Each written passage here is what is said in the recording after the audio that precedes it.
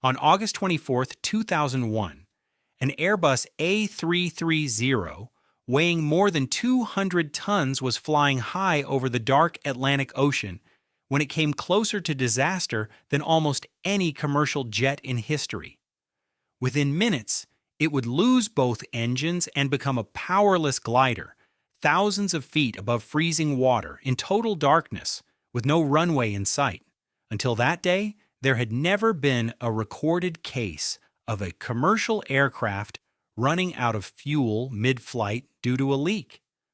There was no specific training scenario for this, no established checklist for total fuel exhaustion over the ocean. Yet 306 people were about to experience it. Air Transat Flight 236 departed Toronto Pearson International Airport just before 1 a.m., heading to Lisbon, Portugal. On board were 293 passengers and 13 crew members. After takeoff, the Airbus A330 climbed to 39,000 feet and cruised normally over the Atlantic. Passengers ate, watched movies, and went to sleep. It appeared to be a routine overnight transatlantic flight. The problem had actually begun 9 days earlier. During a routine inspection on August 15th, maintenance crews discovered metal particles in the oil system of the right engine, indicating internal damage. The engine needed to be replaced. Air Transat did not have a spare engine available, so they leased one from Rolls-Royce. Although the replacement engine looked nearly identical externally, it was an older design. The aircraft's systems had been updated over time, and subtle internal differences existed between the engine's fuel and hydraulic line configurations. During installation, technicians encountered difficulty fitting the hydraulic pump because a fuel tube was in the way. Under time pressure to return the aircraft to service, they replaced the fuel line with a newer version, but left the hydraulic line as the older design. Rolls-Royce's service bulletin clearly stated that the fuel and hydraulic tubes must always be replaced as a matched set. However, due to technical issues accessing documentation and a tight deadline, the bulletin was never properly consulted.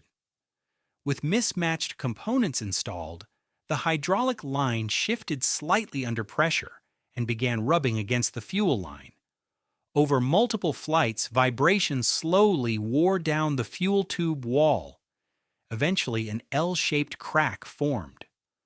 On the night of August 24th, Flight 236 departed with 46.9 metric tons of fuel, more than required for the journey.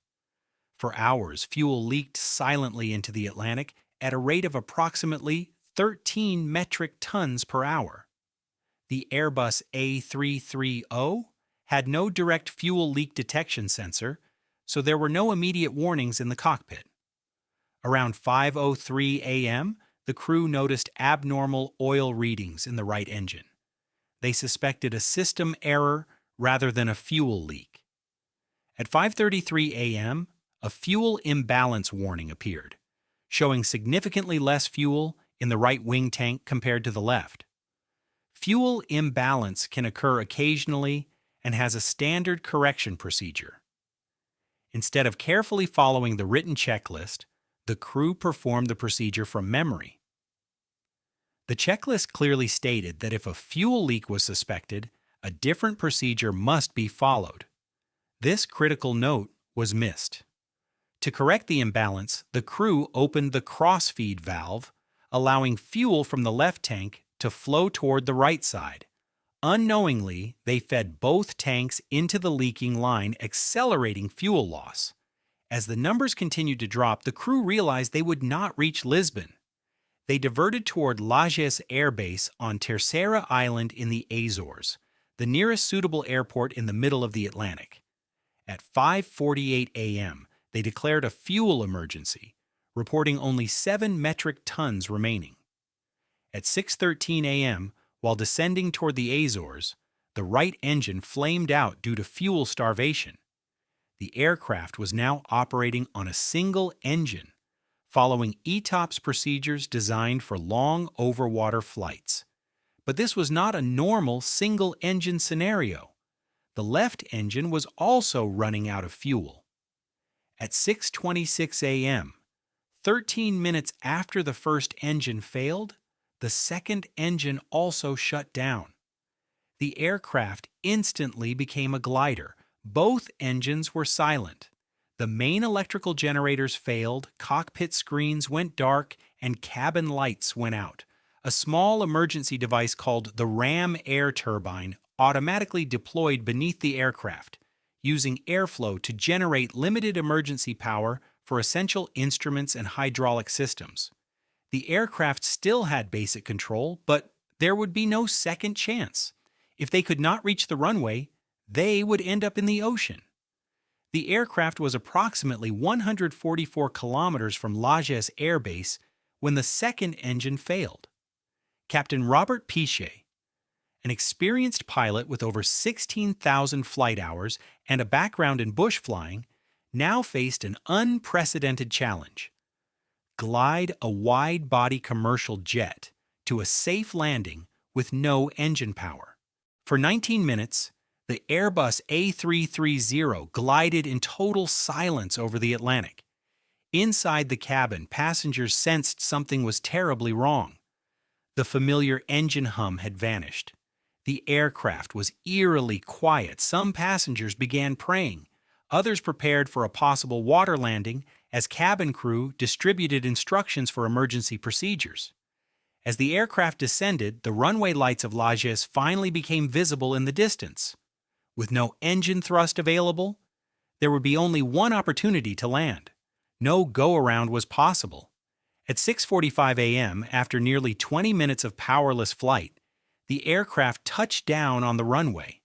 Without reverse thrust, the pilots applied maximum braking. The wheels locked, tires burst, and sparks and small flames appeared from the landing gear due to extreme friction. The aircraft came to a stop with significant damage, but it remained intact. All 306 people survived. There were 2 serious injuries and several minor injuries, mostly during evacuation, but no fatalities.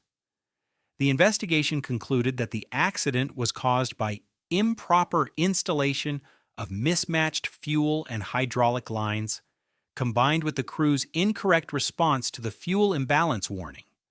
Multiple small failures aligned: maintenance shortcuts, missed documentation, lack of a fuel leak detection system, and deviation from checklist procedures.